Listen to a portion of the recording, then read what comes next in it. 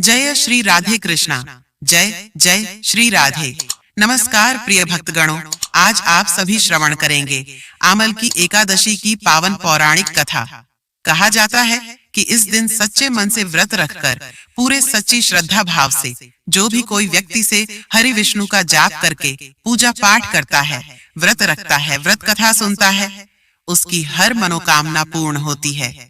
प्रिय भक्तगणों, आज आपको ऐसे ही भक्ति की सच्ची कहानी सुनाने जा रहे हैं, जिसे सुनकर आपको भी लगेगा कि आप ही भगवान की सच्ची भक्ति ही करते हैं। इस भागम भाग भरी जिंदगी में हो सकता है कि आपके पास भगवान की पूजा करने का, भगवान को याद करने का पर्याप्त समय ना हो, लेकिन इस कहानी को सुनने के बाद आपके मन में उठ रहे प्रश्नों के उत्तर आपको खुद ही मिल जाएंगे।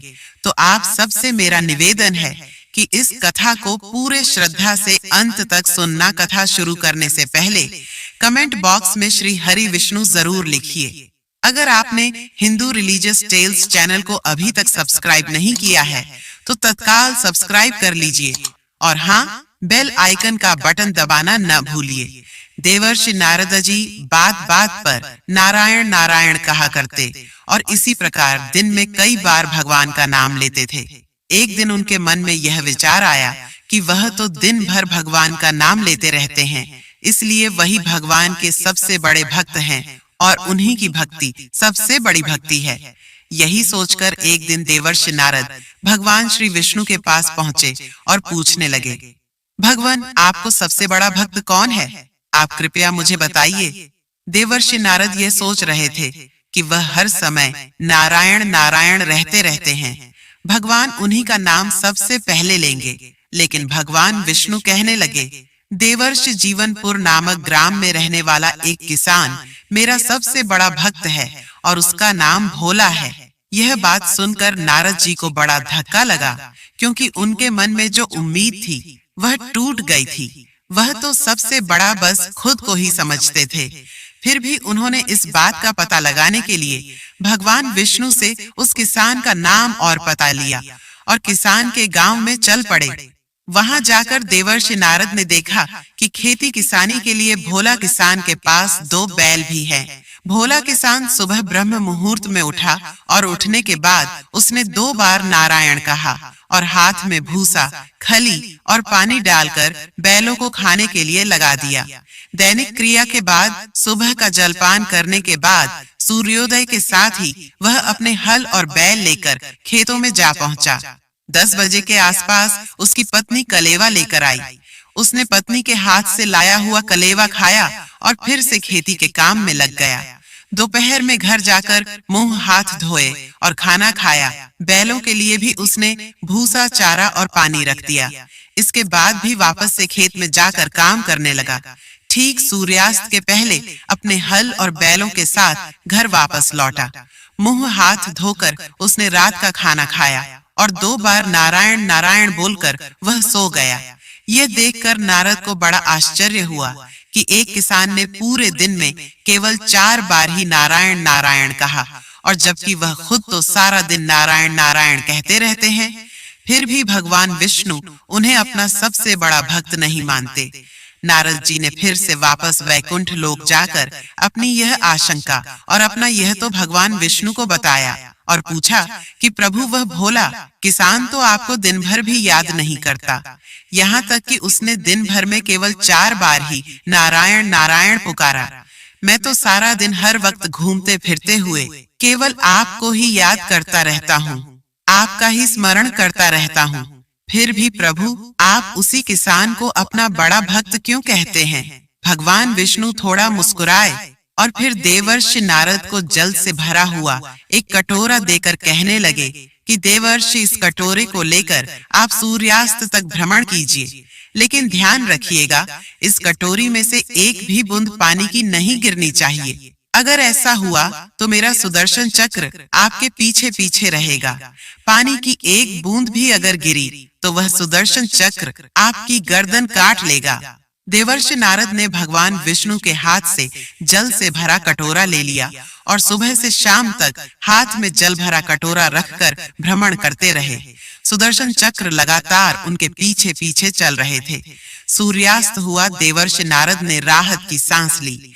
सुबह से लेकर शाम तक भ्रमण करते करते उस कटोरे में से एक बूंद भी पानी की उन्होंने नहीं गिरने दी। यह देखकर उन्होंने राहत की सांस ली और फिर वे वापस भगवान विष्णु के पास जा पहुंचे। उन्हें देखकर भगवान विष्णु ने पूछा, कहो देवर्षि, आपका भ्रमण कैसा रहा? नारद जी ने उत्तर दिया, प्रभु, आपके सुदर्शन चक्र और भरे पानी के कारण भ्रमण में तनाव बना रहा। आज मैं भ्रमण तो करता रहा, लेकिन हर वक्त आपको सुदर्शन चक्र मेरे पीछे पीछे था। इस कारण मेरा ध्यान इस कटोरे पर और केवल सुदर्शन चक्र पर ही रहा। तब भगवान विष्णु ने पूछा, अच्छा यह बताइए कि आप भ्रमण करते हुए कितनी बार मेरा नाम जपते रहे? आपने कितनी बार मेरा नाम लिया? भगवान, एक तो जल भरा कटोरा लेकर चलना और उस पर आपके सुदर्शन चक्र का पीछे पीछे चलना, इसमें पूरा ध्यान मेरा इन बातों पर ही था। आपका नाम मैं कहां से लेता? देवर्षि नारद ने उत्तर दिया। तब भगवान विष्णु कहने लगे, देव जी, इसी प्रकार गृहस्थ जीवन की आपाधापी आजीविका कमाने के लिए दिन भर भाग दौड़ करना और इतनी मेहनत करना भरे वाली कठिनाइयों के बाद भी अपनी मेहनत अपना परिश्रम करते रहना। अगर वह किसान इतनी व्यवस्थता के बाद भी सुबह शाम मेरा नाम ले लेता है तो निश्चित रूप से वह मेरा सर्वश्रेष्ठ भक्त है। भगवान विष्णु के कहने पर देवर्षि नारद को सारी बात समझ में आ गई। नारद जी समझ गए कि भगवान विष्णु का वही भक्त श्रेष्ठ होता है, तो जब भी समय मिले उनका नाम लेता हो, उन्हें याद करता हो और साथ ही साथ वो अपने सभी कर्तव्य पूरा करते हुए अपनी सारी जिम्मेदारियां भी निभाता हो। और भोला किसान भगवान के उन्हीं भक्तों में से एक था जो अपने सभी कर्तव्य चाहे वह अपने परिवार के प्रति हो, अपने प्रति हो या अपने बेजुबान पशुओं के प्रति हो, वो अपनी सारी जिम्मेदारियां पूरी निष्ठा के साथ निभा रहा था और भगवान को याद करना भी नहीं भूलता था। ठीक उसी प्रकार भक्तगणों, हमारे जीवन में भी है। सुबह से लेकर रात तक भागम भाग भरी जिंदगी हमारे पास न अपने लिए समय होता है, न अपने परिवार के लिए समय होता है, न ही भगवान को याद करने के लिए समय होता है। लेकिन इन सब के बीच यदि आप कहीं सच्चे मन से खड़े खड़े होकर भी, कहीं भीड़ में भी, कहीं बहुत व्यस्तता भरी जिंदगी में भी सच्चे मन से अगर एक क्षण के लिए भी भगवान को याद कर लेते हैं तो वही सच्ची भक्ति है। फिर चाहे आपके पास बैठकर घंटों पूजा करने का समय न भी हो, तब भी भगवान आप पर सदा खुश ही रहते हैं। तो प्रिय भक्तगणों, यह तो थी सभी के मन में भक्ति जगाने वाली कहानी। अब सुनिए रंग भरी यानी आमल की एकादशी की संपूर्ण कथा। एक बार धर्मराज युधिष्ठिर ने भगवान श्री कृष्ण ने कहा, हे श्री कृष्ण, मैंने विजया एकादशी का महात्म्य जो महान फल देने वाला है सुन लिया। अब फाल्गुन शुक्ल पक्ष की आमल की एकादशी का नाम और महात्म्य बताने की कृपा कीजिए। तब भगवान श्री कृष्ण बोले, धर्म नंदन सुनो, तुम्हें इस समय में वह प्रसंग सुनाता हूँ जिसे राजा मानधाता के पूछने पर महात्मा वशिष्ठ जी ने कहा था। फाल्गुन शुक्ल पक्ष की एकादशी का नाम आमल की एकादशी है। इस पवित्र व्रत विष्णु लोक की प्राप्ति कराने वाला है। ऋषि मानधाता ने पूछा, यह आमल की कब उत्पन्न हुई, मुझे बताइए। वशिष्ठ जी ने कहा, महाभाग सुनो, पृथ्वी पर आमलकी की उत्पत्ति किस प्रकार हुई यह बताता हूँ। आमल की महान वृक्ष है जो सभी पापों का नाश करने वाला है। भगवान विष्णु के थूकने पर उनके मुख से चंद्रमा के समान कांतिमान एक बिंदु प्रकट हुआ। वह बिंदु पृथ्वी पर गिरा।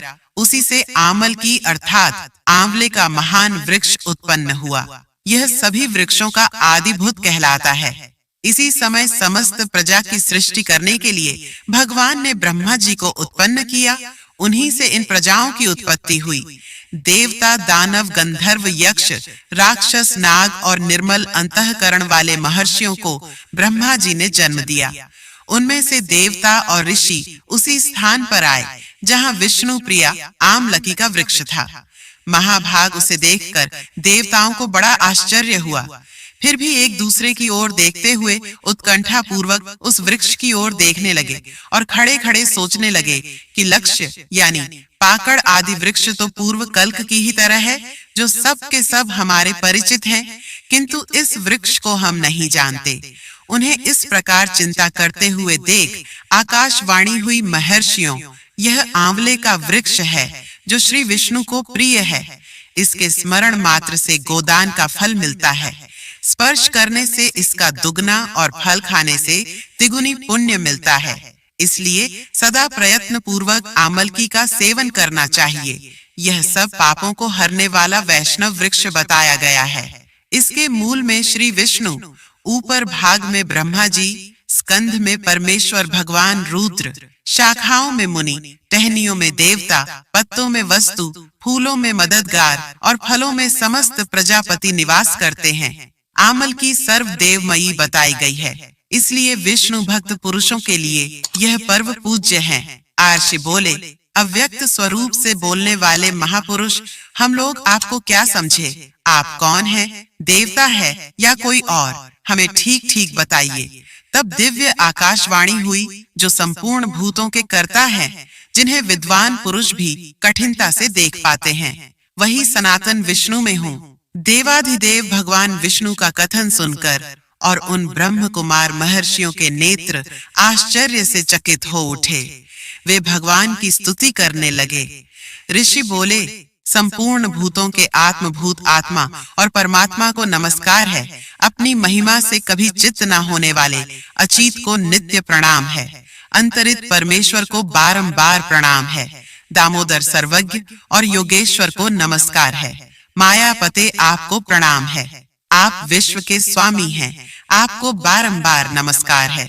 ऋषियों के इस प्रकार स्तुति करने पर भगवान श्री हरि संतुष्ट हुए और बोले, तुम्हें कौन सा अभीष्ट वरदान दूं? बताइए। ऋषि बोले, भगवान, यदि आप संतुष्ट हैं तो हम लोगों के लिए हित के लिए कोई ऐसा व्रत बतलाइए जो स्वर्ग और मोक्ष रूपी फल प्रदान करने वाला हो। श्री विष्णु बोले, महर्षियों, फाल्गुन शुक्ल पक्ष में यदि पुष्य नक्षत्र से युक्त द्वादशी हो तो वह महान पुण्य देने वाली और बड़े बड़े पातकों का नाश करने वाली होती है। उसमें जो विशेष कर्तव्य है उसे भी सुनो। आमल की एकादशी में आंवले के वृक्ष के पास जाकर वहां रात्रि में जागरण करना चाहिए। इससे मनुष्य सब पापों से छूट जाता है और सहस्त्र दनों का फल प्राप्त करता है। जो प्रकरणों, यह व्रतों में उत्तम व्रत है जिसे मैंने तुम लोगों को बताया है। आर्षि बोले, भगवान, इस व्रत की विधि भी बतलाइए। यह कैसे पूर्ण होता है? इसके देवता, नमस्कार और मंत्र कौन कौन से बताए गए हैं? उस समय स्नान और दान कैसे किया जाता है? पूजन की कौन सी विधि है और उसके लिए मंत्र क्या है? यह सब बातों का यथार्थ रूप से वर्णन कीजिए।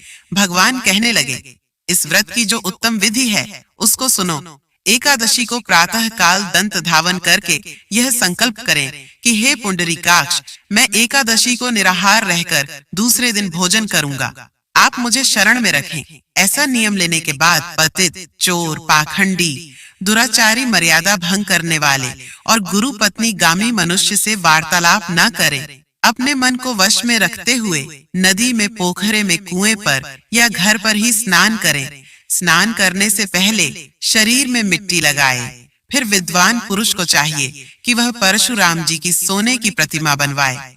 प्रतिमा अपनी शक्ति और धन के अनुसार 1 या आधे माह से स्वर्ग की होनी चाहिए। स्नान के बाद घर आकर पूजा और हवन करें। इसके बाद सब प्रकार की सामग्री लेकर आंवले के वृक्ष के पास जाए। वहां वृक्ष के चारों ओर की जमीन झाड़ बुहार लिप पोत कर शुद्ध करें। शुद्ध की भूमि में मंत्र पाठ पूर्वक जल से भरे हुए नवीन कलश की स्थापना करें। कलश में पंचरत्न और दिव्य ग्रंथ आदि छोड़ दें। चंदन से उसको चर्चित करें। कंठ में फूलों की माला पहनाए। सब प्रकार के धूप की सुगंध फैलाए। जलते हुए दीपक की श्रेणी सजा कर रखें। तात्पर्य ये है कि सभी तरह से बहुत ही सुंदर और मनोहर दृश्य उपस्थित करें। पूजा के लिए नया छाता, जूते और वस्त्र भी मंगा कर रखिए। कलश के ऊपर एक पात्र रखकर उसे दिव्य खीलों से भर दीजिए। फिर उसके ऊपर स्वर्णमय परशुराम जी की स्थापना करें। विश्वकाय नमः कहकर उनके चरणों की विश्व रूप ने नमः मंत्र से दोनों घुटनों की उग्राय नमः इस तरह संपूर्ण अंगों और मस्तक की पूजा करें। इसके बाद भक्ति युद्ध चित्र से शुद्ध फल देवाधिदेव परशुराम जी को अर्घ्य प्रदान करें। इसके बाद जागरण करें। इसके बाद भगवान विष्णु का नाम ले लेकर आमल की वृक्ष की 108 या 28 बार परिक्रमा करें। सवेरा होने पर श्री हरि की आरती करें। ब्राह्मण की पूजा करके वहां की सामग्री उसे निवेदन करती। परशुराम जी का कलश, 2 वस्त्र, जूता आदि सभी वस्तुएं दान में देते और यह भावना करें कि परशुराम जी के स्वरूप में भगवान विष्णु मुझ पर प्रसन्न हो। इसके बाद आमलकी का स्पष्ट करके उसकी परिक्रमा करें और स्नान करने के बाद विधि पूर्वक ब्राह्मणों को भोजन कराएं। इसके बाद परिवारजनों के साथ बैठकर स्वयं भी भोजन करें। ऐसा करने से जो पुण्य मिलता है, प्रिय भक्त गणों कथा को लाइक और शेयर अवश्य कर दीजिए। धन्यवाद। जय श्री राम। हर हर महादेव।